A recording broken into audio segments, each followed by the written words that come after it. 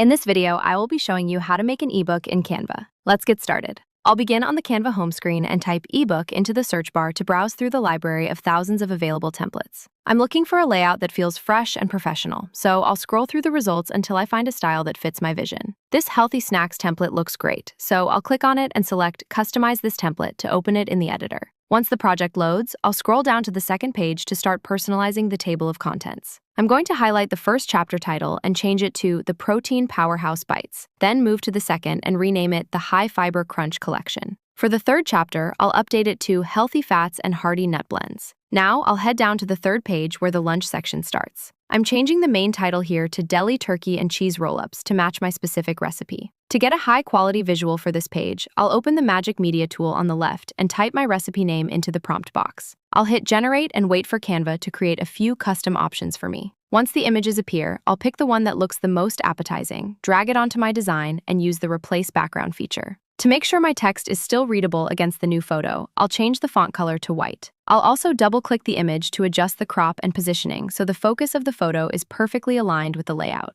On the next page, I'll go ahead and update the ingredient list to match the turkey roll-ups and place another generated image at the bottom to keep the design consistent. Now, let's go back up to the cover page to refine the typography. I want the main title to have a bit more personality, so I'm going to explore the font library. I'll add a rectangle element from the Shapes menu and position it right behind the word Snacks. I'll lower the transparency so the background image still peeks through. Finally, I'll update the subtitle to read For Diabetic and give the whole ebook one last scroll to make sure the flow and formatting look perfect. Now you have a beautiful, professional ebook ready to share with your audience.